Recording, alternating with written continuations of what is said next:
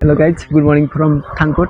हामी चाहिँ आज म चाहिँ आज कुमार सरको घरमा छु। हिजो हामी घुम्न गएको थियौँ, कालो पानी डाँडा घुम्न गएको थियौँ। अनि हेभन डाँडा नि घुम्न गएको, तर पानी परेर चाहिँ घुम्नै पाइएन। अनि राति धेरै राति भयो। अनि आज चाहिँ म सरकोमा बसेँ हिजो।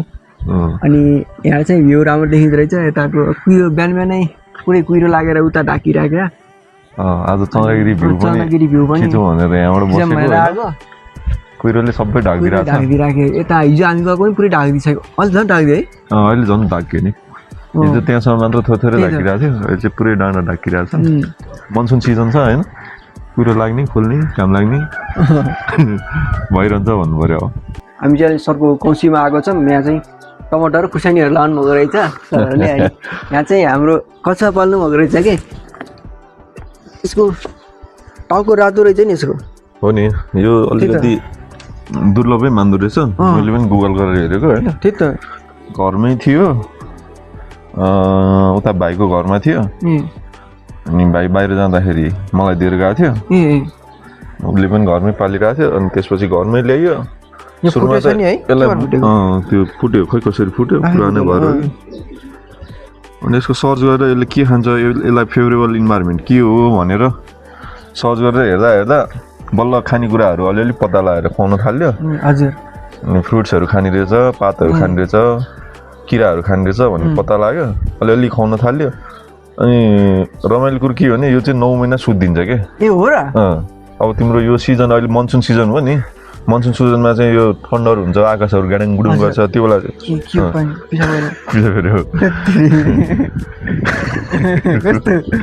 खतरा होइन।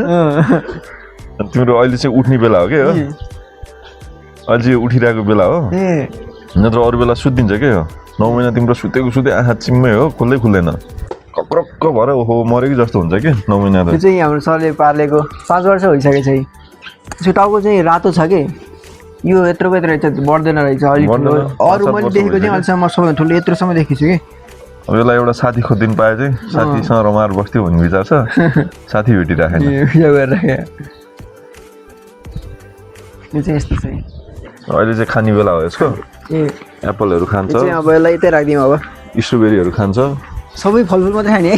फलफुलहरू चाहिँ खान्छ, राम्रोसँग खान्छ। यसलाई छोडिदिउँ हामी चाहिँ। अब हामी चाहिँ त्यसको घर हो त्यहाँ मुनि हो, त्यहाँ मुनि गरेर जान्छ उ त्यहाँ मुनि। ए त्यहाँ तल कछुवाको घर चाहिँ यहीँ तल रहेछ। यो चाहिँ स्टक गर्ने सबैभन्दा नेपालको सबैभन्दा ठुलो आइलिङमै यही हो, स्टक गरेर राख्ने हो। यहाँबाट चाहिँ सप्लाई गर्ने हो। तिम्रो यस्तो हो, तिम्रो वीरगञ्ज अम्लेजगञ्ज भन्छ कि के भन्छ, त्यहाँबाट यहाँ ल्याएर स्टोर गर्छ। यो चाहिँ सबैभन्दा ठुलो नेपालकै ठुलो हो है। उनी चाहिँ हाम्रो सरको छोरी है भनिदेऊ। त्यहाँ क्यामेरा हेर, हेलो गरिदेऊ, हेलो गरिदेऊ। तिम्रो नाम के हो नि? के अरे? इबासु सिक्दा ए चल्ने होइन, चढिन्छ फेरि।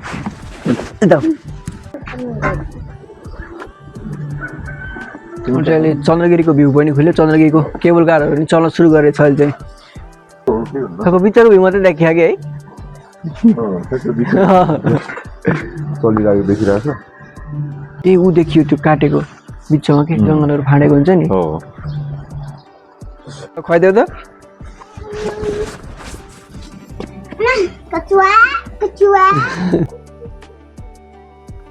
के प्लान्टहरू छ भन्न सक्छौ यो? ल भन। हजुर, अरू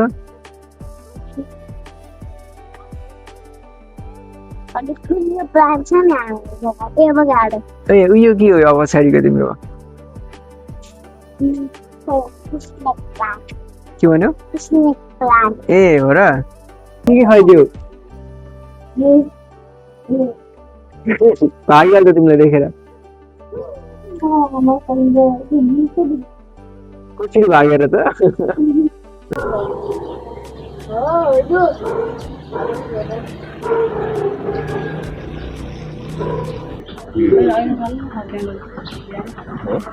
यो चाहिँ आयो एउटा, यो चाहिँ यहाँ माथिबाट टपको ओभरभ्यू।